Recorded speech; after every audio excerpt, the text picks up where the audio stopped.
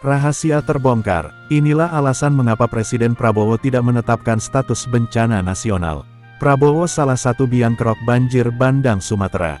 Prabowo merusak seluas 97.300 hektare hutan Sumatera. Oleh Christovita Wiloto, Chairman Strategik Indonesia. Tuhan, tolong bukakan rahasia ini bagi dunia, terutama bagi rakyat Indonesia. Saya menyampaikan dan menganalisa bagaimana Tuhan Yesus Kristus sedang membersihkan Indonesia dan membuka jalan bagi anak-anak muda menjadi berkat bagi seluruh rakyat. Dengan atau tanpa Anda, pekerjaan ini akan tetap terjadi. Bersyukurlah jika Tuhan Yesus Kristus melibatkan Anda dalam pekerjaannya. Lakukanlah dengan sepenuh hati, karena itu adalah kehormatan yang sangat besar.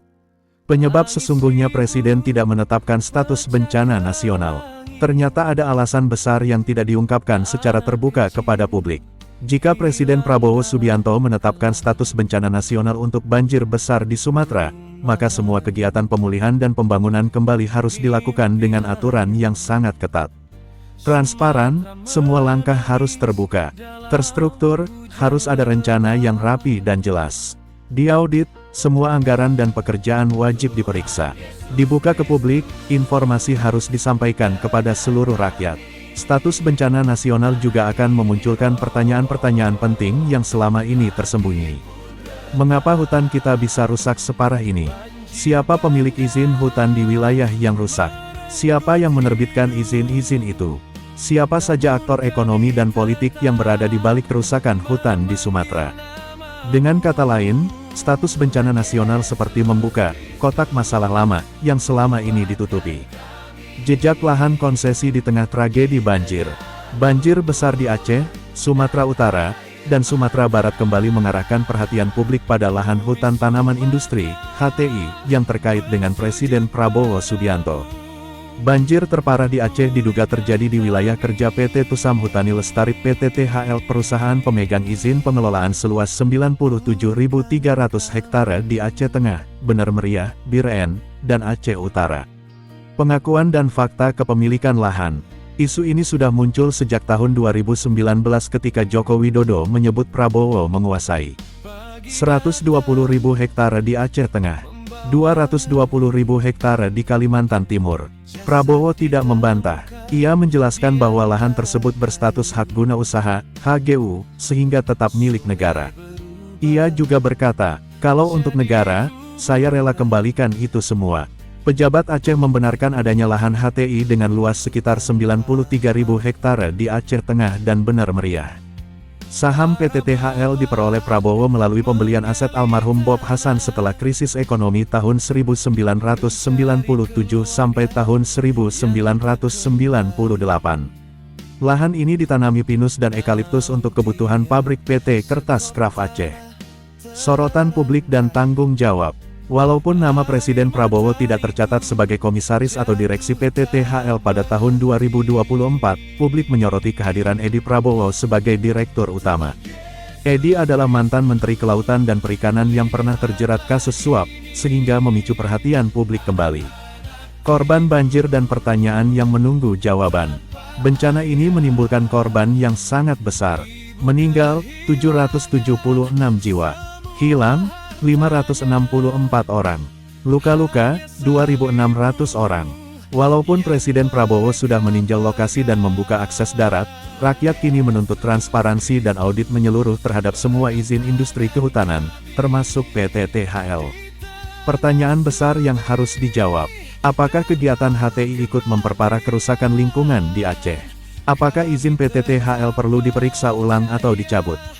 Apakah Presiden akan memenuhi ucapannya untuk mengembalikan HGU jika negara membutuhkan? Rakyat kini menunggu tindakan nyata. Firman Tuhan sebagai pedoman iman. Berikut ayat dari Alkitab yang menjadi dasar iman, keadilan, dan pertobatan dalam proses Tuhan membersihkan bangsa ini. Matius 5 ayat 13-16. Kamu adalah garam dunia, demikianlah hendaknya terangmu bercahaya di depan orang.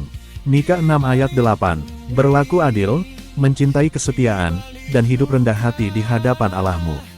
Yeremia 29 ayat 7, usahakanlah kesejahteraan kota, sebab kesejahteraannya adalah kesejahteraanmu. Amsal 28 ayat 27, Siapa memberi kepada orang miskin tidak akan berkekurangan. Yakobus 2 ayat 17. Jika iman tidak disertai perbuatan, maka iman pada hakikatnya adalah mati. Amin, amin, amin. Satunya jawaban. Tuhan Yesus Kristus, selamatkan kami. Sumatera Basaru penuh luka,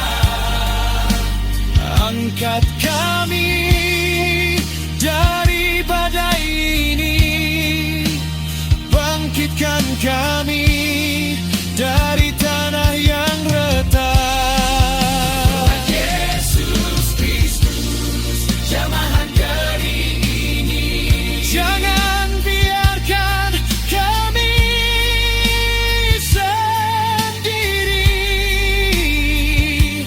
dalam tangis yang tak selesai, dalam luka yang belum sembuh.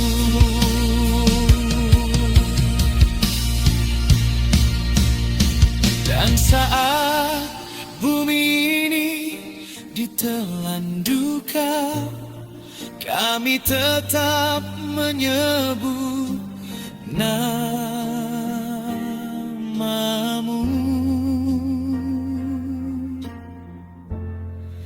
Tuhan Yesus Kristus,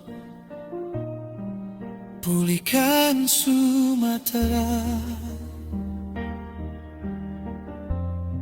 pulihkan bangsa kami.